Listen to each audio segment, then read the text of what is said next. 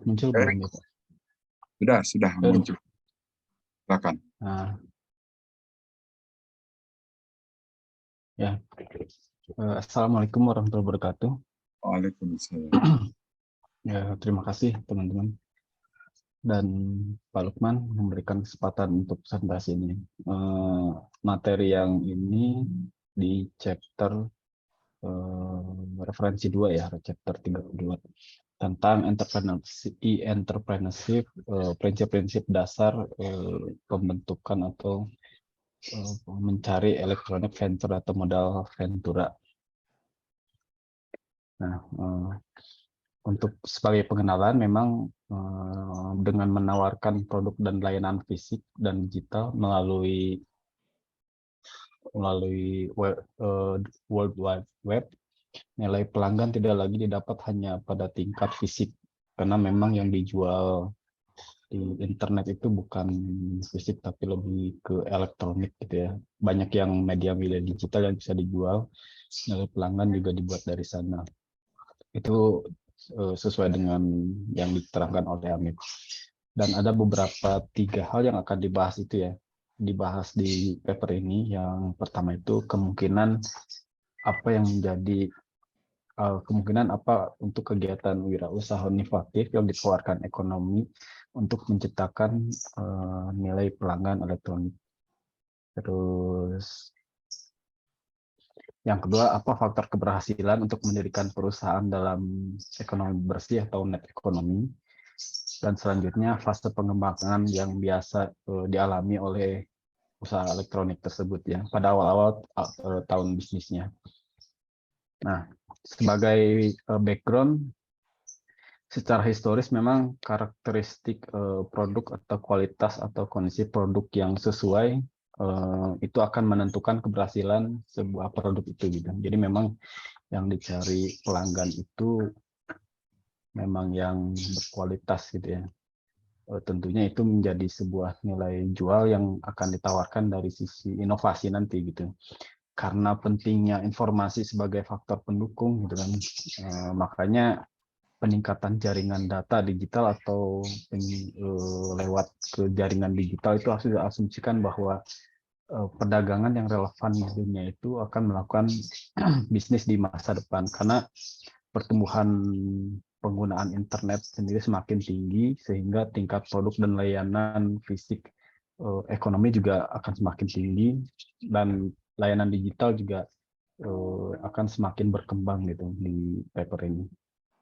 Kemudian ini yang kanan saya ambil salah satu contoh di Indonesia ya. Kita perhatikan bahwa transaksi e-commerce itu semakin tinggi juga ya dari tahun ke tahun. Pertumbuhannya dari 2019 sampai 2021 itu ada yang 16%, 100%, dan 60% gitu. Secara nasional itu pertumbuhannya sangat pesat sekali. Jadi dengan pertumbuhan di keberhasilan produk atau dengan pertumbuhan transaksi di e-commerce itu sebenarnya membutuhkan inovasi dari kita supaya dapat melakukan transaksi dan nanti akan dijelaskan Ventura cara mencari Ventura dan jenis-jenisnya akan seperti apa gitu, karena tentunya dengan perkembangan ini membutuhkan inovasi dari para startup atau pengembang dan bagaimana mencari modal supaya bisnis kita semakin membesar gitu kan, karena pertumbuhan kita semakin tinggi.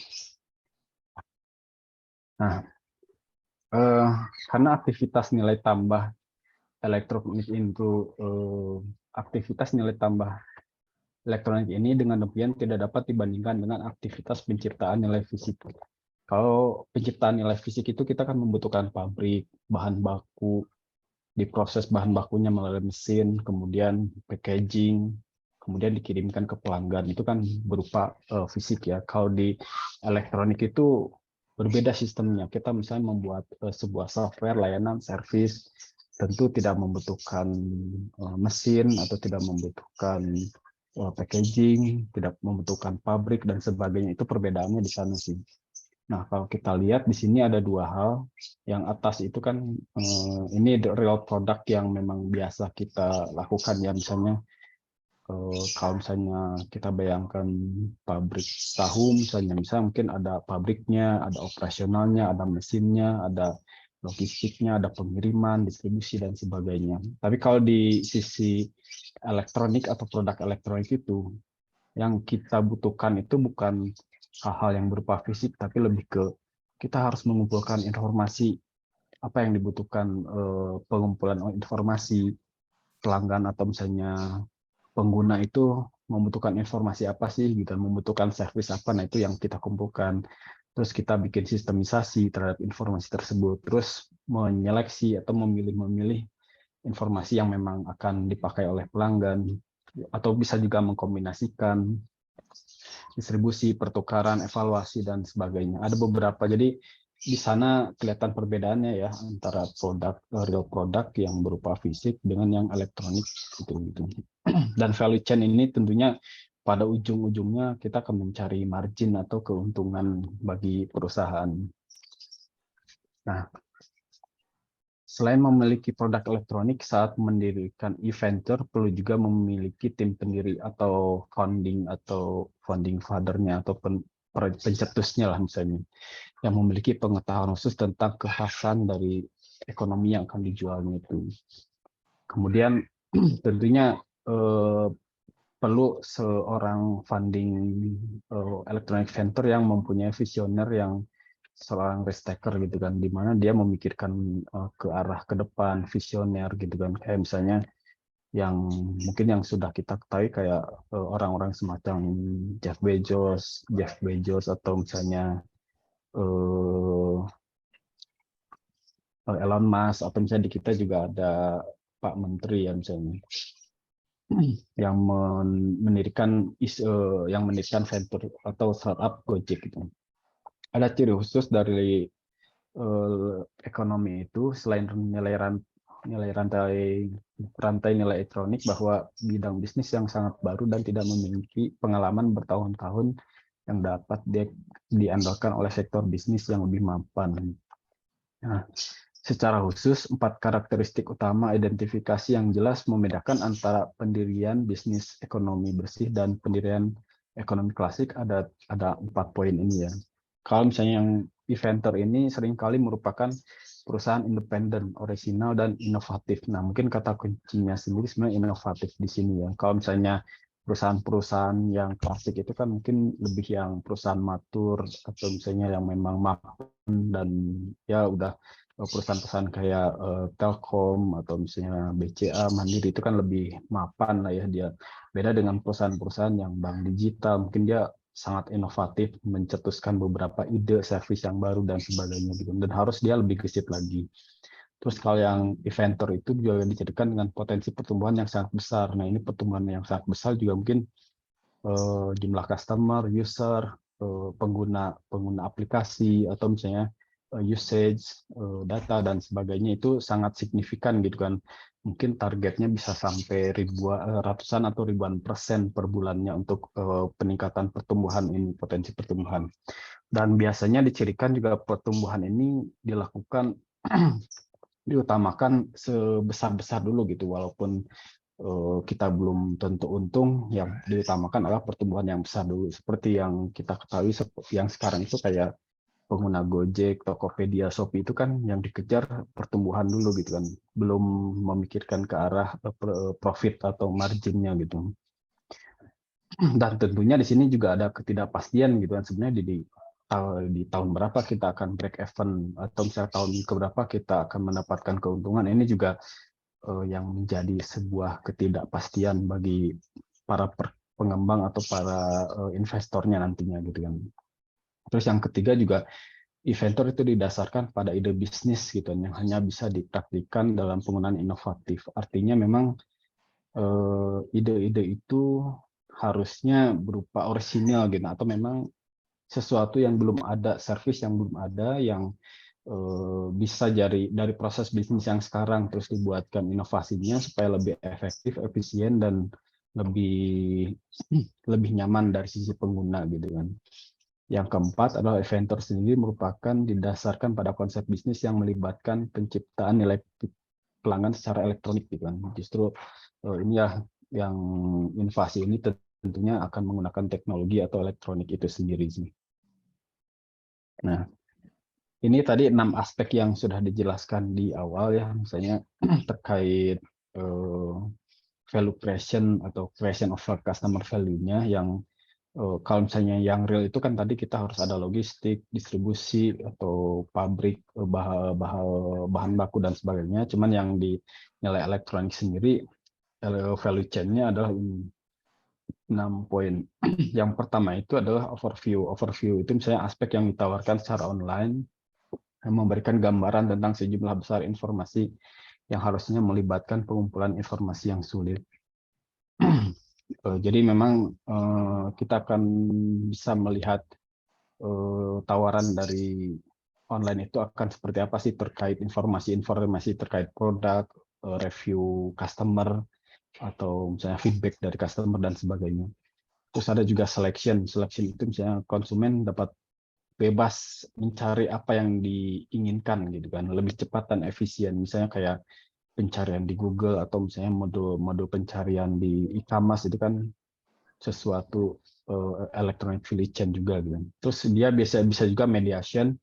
Mediation ini kemungkinan menciptakan kolaborasi antara pemasok dan permintaan secara lebih efisien dan efektif gitu. Kalau di sini itu kan bisa mempertemukan antar pemasok gitu kan. Kalau di elektronik itu kayak di e-commerce sendiri kan mungkin bisa jadi dropshipper atau misalnya dari pemasok satu ke pemasok lain dan pelanggan bisa ketemu langsung dengan pemasok dan sebagainya. Itu merupakan suatu value chain dari elektronik yang disebut mediation. Terus kemudian transaction, aktivitas transaksi seperti biasa ya, kita misalnya check in, check out dan bayar dan sebagainya gitu kan. Yang selanjutnya adalah corporation, saling bekerja sama atau kolaborasi mengumpulkan beberapa vendor perusahaan, dan yang terakhir adalah exchange atau komunikasi. Itulah memang ciri-ciri dari 6 aspek yang terhadap sudut pandang pelanggan gitu. Nah, dari electronic value chain inilah kita pada ujungnya akan mencari value margin gitu kan. Contoh-contoh yang tadi itu kan di e-marketplace kayak misalnya dia ada overview dia akan menampilkan produk-produk atau informasinya. Terus dia ada selection juga, dia akan mencari pencarian produk. Terus dia ada mediation juga gitu kan. Mediation itu dia akan menciptakan ketemu antar pemasok dan sebagainya.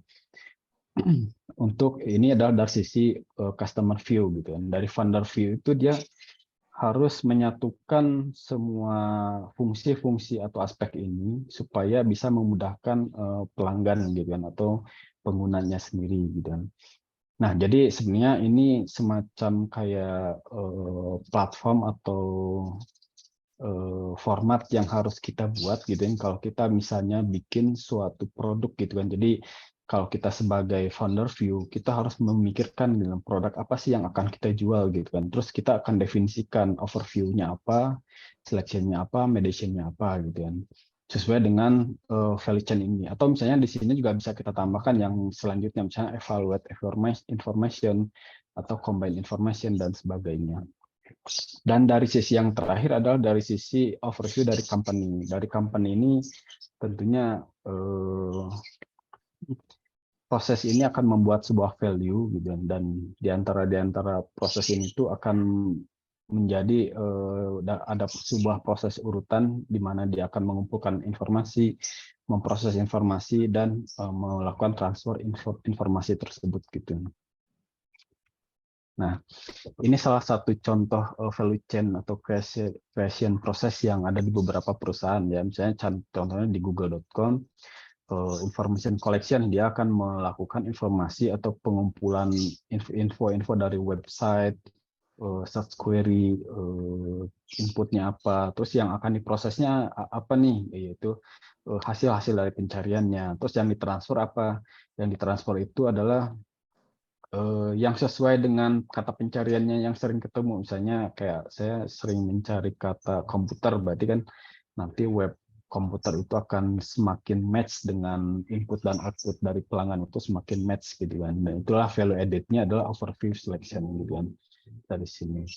Terus misalnya ada web yang lain juga gitu kan, misalnya terkait inputnya adalah informasi tentang produk, customer, web offer, terus info yang diproses apa, yaitu incentive point of usage content, dan transfer informasi yang ditransfer apa outputnya terkait poinnya itu, terus pertukaran option, informasi customer dan sebagainya.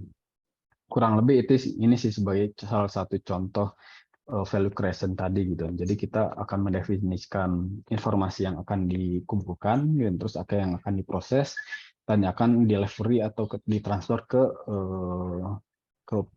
customer atau pengguna sesuai dengan inputnya tadi gitu.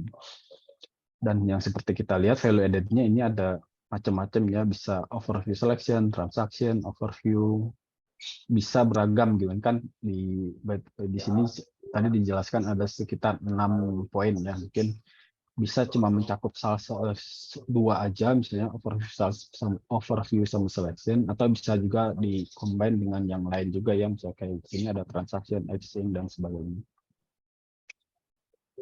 Nah, success factor dalam electronic venture itu ya ada beberapa 5 bagan yang harus kita lihat semuanya ya secara keseluruhan, dari sisi manajemen, dari market, finance, proses, dan produk itu sendiri. Dari manajemen sendiri tentu dari investor atau dari pemodal venture-nya, kita harus melihat secara ekonominya dulu sih, bagaimana dan mengapa, bagaimana service itu bisa untung, atau caranya gimana, bagaimana cara mendapatkan pelanggan dan sebagainya. Terus dia juga dari pengetahuan industrinya lebih bagus gitu dari sisi manajemen. Misalnya harus spesifik, ini akan melayani industri banking, industri finance, industri industri telekomunikasi atau sebagainya. Dari sisi manajemen ini harus digali secara dalam sih. Jadi knowledge-nya harus bagus, terus communication skill, organization, dan leadership-nya juga. Terus dari market access network, nah ini juga kita harus dapetin juga nih gimana cara memasarkannya, memarketingnya, atau menjualnya, multiplier, atau misalnya kita bisa menggunakan influencer, atau misalnya menggunakan reklame, papan iklan, dan sebagainya, supaya ya ini lebih ke arah marketing aja sih, marketing multiplier, public relation, atau reviewer produk, kan ada juga ya yang dari YouTube misalnya reviewer produk dan sebagainya. Terus dari sisi finance ini juga pasti akan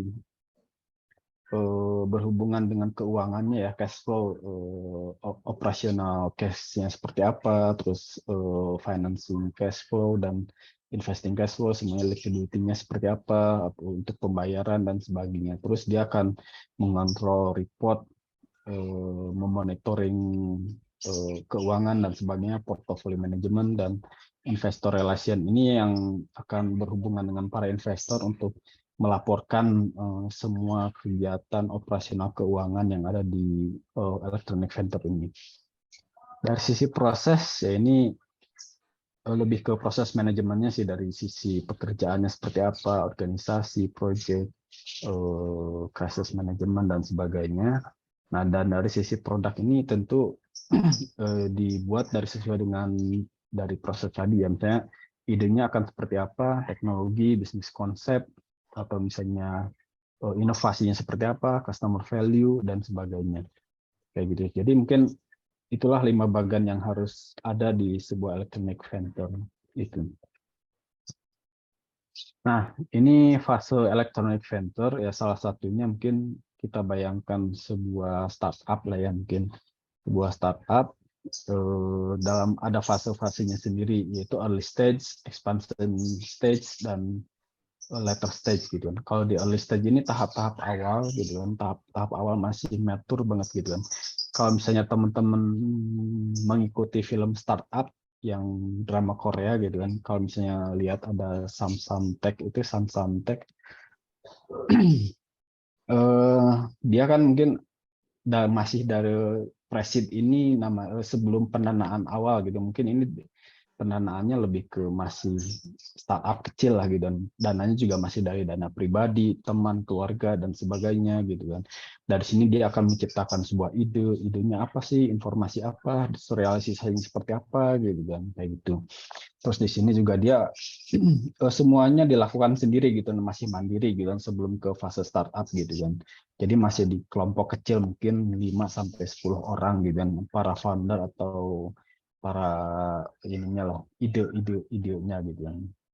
Dan kemudian ada lagi masuk ke fase seed, yaitu mulai pendanaan. Ini pendanaannya mulai dia akan mencari, kalau di film startup itu kan dia akan mencari inkubasi atau perusahaan cangkang, atau misalnya dia akan mencari investor dan sebagainya gitu kan. Dari sana dia akan mempromosikan idenya apa, ininya apa, prosesnya seperti apa, berupa proposal gitu. Terus nanti akan ada penyampaian bagaimana cara mendapatkan customer, bagaimana fungsinya, terus bagaimana pertumbuhan ke depannya, dan bagaimana mencari untung. Di sini sebenarnya dia berusaha untuk mencari investornya lah. Nah, setelah mencari investor, langsung jadi startup kecil gitu kan. Ketika startup kecil mungkin ini udah mulai ada customernya, ada penggunanya gitu kan. Kalau misalnya kita di industrinya kayak Gojek gitu kan, itu udah mulai ada penggunanya nih, walaupun cuma sedikit gitu kan. Tapi di sini pun tentu kita harus melaporkan kepada investor yang di awal tadi ya, pertumbuhannya akan seperti apa sih gitu, per bulannya apakah 100, 500, 100, apakah sesuai dengan proposal tadi atau enggak dan sebagainya gitu. Setelah startup tuh ada lagi expansion stage ya di sini. Expansion stage itu sebenarnya merupakan pengembangan dari early stage gitu. Dari early stage itu kan mungkin bisnis prosesnya akan masih sedikit gitu kan. Misalnya kayak dulu tuh startup, kalau dulu tuh Gojek itu kan baru sebagai cara pemesannya cuma kita harus telepon dulu, terus nanti ada operatornya akan mengirimkan Gojek ke tempat kita. Itu masih belum jadi aplikasi. Mungkin di expansion ini bisa lebih udah berkembang lagi, udah menjadi aplikasi, atau bahkan produknya udah dilebarin lagi gitu. Kayak dulu mungkin Gojek itu hanya sebagai order transportasi aja gitu. Tapi ternyata di fase berikutnya itu dia mengeluarkan tentang pembayaran, GoPay, atau misalnya melakukan yang berikutnya lagi terkait order food, atau yang lain lagi terkait massage gitu kan. Terus yang lainnya lagi tentang GoClean dan sebagainya. Mungkin di fase-fase expansion itu dia akan berusaha mengeluarkan produk-produk baru gitu kan, atau misalnya idenya akan semakin banyak lagi, dan tentunya harus diimbangi dengan perkembangan user yang tadi gitu. Berapa pertambahan usernya seperti apa gitu. Nah, itu harus semakin meningkat, ya harus naik signifikan lah gitu kan, kayak gitu. Dan setelah di sini juga ada second round atau pendanaan pendanaan seri A, seri B, seri C. Kalau misalnya ini udah semakin besar, kita bisa hitung market kapitalisasinya gitu. Kayak misalnya udah senilai berapa sih gitu kan. Transaksinya bisa kita hitung per transaksinya berapa rupiah dan sebagainya, dan kita bisa menilai valuasinya, dan pada akhirnya kita bisa melakukan daftar di IPO gitu, atau public di saham terbuka gitu kan, di kalau di sini bursa efek gitu kan, kayak gitu. Di bursa efek di sini kita bisa menjual atau misalnya mencari dana ke para public apa sih namanya, investor umum gitu kan. Bukan, kalau yang tadi kan mungkin ini masih private investment ya, kayak private equity atau investor private lagi. Kalau yang di IPO ini kita udah bisa dijual ke publik gitu kan, dan bisa banyak misalnya nggak hanya di Indonesia, dan bisa di Amerika dan sebagainya juga gitu, kayak gitu. Itu sih prosesnya kurang lebih ya. Nah, ini saya tambahin juga ada salah satu contoh juga yang mungkin pada awalnya sebenarnya ini nggak hanya terjadi di Gojek, atau ya mungkin di yang dulu juga di Amazon juga kejadiannya seperti itu sih. Jadi yang garis ini adalah revenue, terus yang ini adalah waktu gitu. Yang pada awalnya memang si startup itu biasanya ini awal-awal pendirian itu dia revenue-nya minus gitu kan, atau sebenarnya dia rugi dulu gitu kan. Nah, di sini pada saat rugi itu dia ada pendanaan awal gitu dan seed capital gitu kayak angel investor atau private gitu kan, investor private gitu. Dia akan mulai mendanai gitu kan dengan mempelajari prospek, proposal dan sebagainya. Dia akan menghitung break even-nya di tahun keberapa sih, misalnya tahun ke-10 gitu kan, atau tahun keberapa dia break even. Kalau misalnya belum break even juga, tentunya dia pasti akan mencari angel investor lagi, seri A, seri B, pendanaan seri berikutnya lah gitu kan, sampai dia menjadi break even. Kemudian dimulai early stage, dia bisa aja mulai untung nih gitu kan, mulai naik revenue-nya, terus selanjutnya juga bisa naik, dan selanjutnya bisa naik, dan bisa juga nanti IPO di inisial public offering gitu kan, terus bisa ini ke public market atau dijual ke publik gitu kan si saham-sahamnya. Jadi kurang lebih prosesnya seperti itu sih kalau di startup yang. Nah, kesimpulannya adalah terkait paper ini, pemrosesan informasi yang kompeten harus menjadi dasar dari upaya kewirausahaan dalam net ekonomi. Nah, informasi inilah yang nanti kita harus kumpulkan ya, kayak tadi misalnya kebutuhan pelanggan itu seperti apa, servis yang dibutuhkan seperti apa gitu kan, supaya menjadi dasar dari penciptaan produk kewirausahaan elektronik. Terus rantai elektronik tadi di electronic value chain tadi itu merupakan dasar yang harus berfungsi sebagai titik awal bagaimana kita melakukan selection, proses, transfer informasi, dan itu menjadi titik awal. Terus kemudian juga begitu konsep bisnis sudah ada, faktor keberhasilan umum itu mendirikan perusahaan itu tidak selalu berbeda dengan yang ada di ekonomi real. Gitu. Kalau di ekonomi real kan itu lebih mapan lagi, gitu. Tapi kalau di startup ini kita bisa rugi dulu dan pada ujungnya kita harus menentukan break even kapan dan sebagainya gitu kan. Dan karena tadi juga ada blok-blok bangunan yang berbeda ya antara faktor ekonomi real dan yang startup ini. Itu yang bab 1. Saya stop dulu.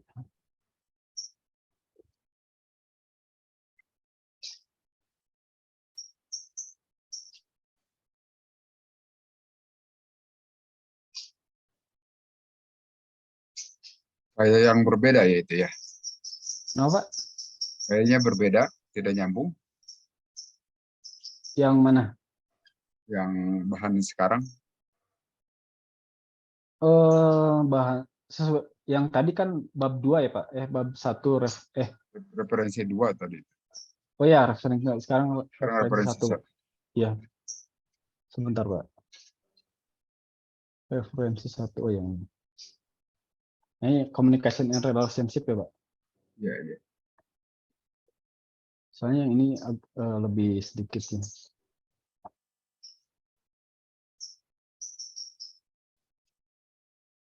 Nah, di paper yang ini sebenarnya akan ada 3 bahasan ya terkait connection, network, sama creation gitu ya. Dan di sini sebenarnya kita bisa ketahui ya di dunia sendiri begitu banyak koneksi atau keterhubungan antara setiap orang di beberapa jaringan informasi, baik dalam foto satelit mata-mata, jejaring sosial, yang difasilitasi secara digital, foto, dan terus sejumlah transaksi ekonomi. Dan kita bisa dilihat di sini, kita semua aplikasi-aplikasi itu sekarang saling terhubung gitu kan, antara ada aplikasi email, atau Facebook, atau aplikasi pencarian, foto, streaming, musik, dan sebagainya gitu. Terus mengapa internet merupakan pasar yang bagus? Karena di sini kita bisa pemisahan lokasi fisik dari proses pencarian adalah masalah yang sangat besar. Itu misalnya kayak kalau dulu itu kan kita memasarkan suatu produk itu hanya terpaku pada lokasi gitu. Kita nggak bisa karena kita tidak terhubung ke daerah luar gitu. Dengan adanya koneksi ini kita memperluas jaringan atau memperluas keterhubungan dengan dunia luar gitu kan. Pasarnya semakin luas gitu kan. Bisa bisa ke luar negeri bahkan gitu kan, bahkan bisa ke luar negeri. Kalau yang dulu kan mungkin kita hanya sebatas di regional atau daerah tertentu aja. Tentunya dengan layanan seperti ini sangat membantu UMKM atau inovasi-inovasi dari daerah sehingga bisa menjual kemanapun gitu kan, membuka cakrawala. Nah ini tentang koneksi. Terus yang terkait network, nah mengingat karakteristik alat komunikasi sosial saat ini, jaringan kekerabatan, asosiasi, dan jenis ikatan lainnya juga berkembang. Terkait network ini mungkin lebih ke kalau yang tadi kita bicara terkait koneksi ya, keterhubungan. Kalau network ini jaringan pertemanan kita ini tak terbatas sama tempat, waktu, dan sebagainya gitu. Kita bisa berteman sama orang luar negeri tanpa harus datang ke sana gitu kan. Itu yang sangat manfaat dari network itu sendiri. Dan bahkan sebenarnya kalau dulu tuh kita mencari sesama ilmuwan kan mungkin akan sulit ya, kita hanya terkumpul di satu regional tertentu. Tapi kalau sekarang kita bisa sharing sama universitas luar negeri atau misalnya ilmuwan-ilmuwan dari luar negeri dan sebagainya, itu semakin dimudahkan dengan adanya network ini. Sebelum melihat lebih dekat ke Facebook dan Twitter, sebenarnya pertanyaan mendasar berkaitan dengan seberapa besar sebenarnya jaringan seseorang yang bermakna.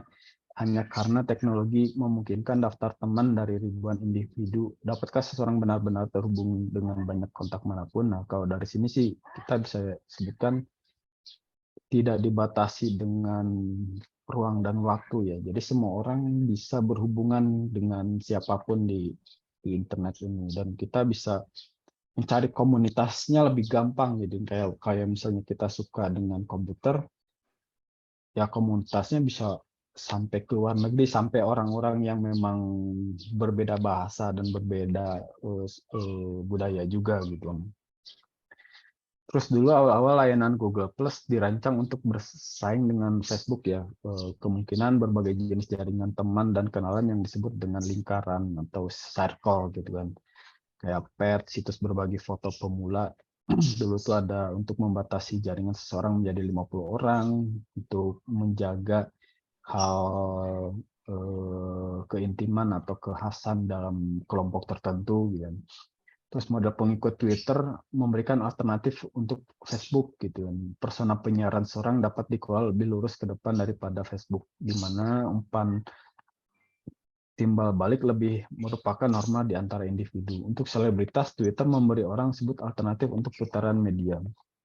Jadi memang di Twitter ini kita akan bebas mengutarakan pendapat apapun gitu. Orang mau baca atau enggak itu karena udah di broadcast ke semua gitu kan. Tidak hanya ke teman-teman kita aja tapi langsung ke dunia. Dan kalau misalnya itu trending, bisa di repost atau di retweet sama orang lain sehingga bisa suara kita bisa didengar oleh luar negeri, oleh semua orang gitu kan.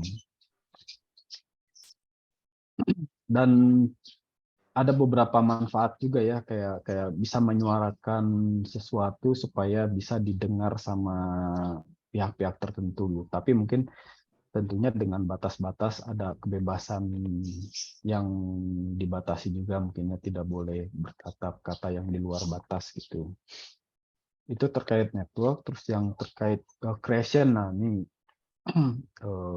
karena penggunaan network dan jaringan tadi itu sangat luas, sehingga bisa dimanfaatkan bagi UMKM itu untuk menulis atau menggunakan komputer atau membuat value atau meng-create beberapa produk gitu, menghasilkan beberapa perubahan yang didorong oleh pengguna tanpa diminta. Misalnya PC kita bisa seperti kita lihat di teknologi komputer pribadi itu memiliki kapasitas untuk membuat perubahan gitu kan, tanpa diminta siapapun. Semua bebas menuliskan kode atau membuat program, kita menjalankan kode di berbagai platform, membagikan kode dan sebagainya. Secara umum teknologi ini juga berguna untuk melakukan tugas, mudah beradaptasi, mudah dikuasai, bebas izin, dan dapat bagian. Atas nama keamanan, konsumen mulai beralih dari teknologi PC generatif seperti PC ke teknologi yang ditambahkan seperti iPhone.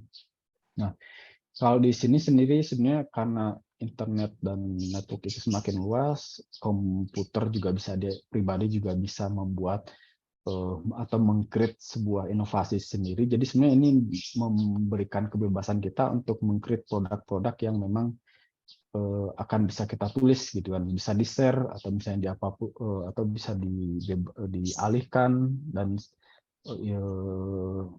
bisa ya mudah adaptasi dan sebagainya. Jadi kita juga bisa sebenarnya ya kalau misalnya mau membuat sebuah program untuk entertainment, online shopping dan sebagainya gitu kan, itu bisa dilakukan dari komputer pribadi sendiri kita. Nah itu aja sih Pak untuk yang paper yang kedua ya terkait connection, network sama Baik. creation. Mungkin sekian dari saya. Terima kasih.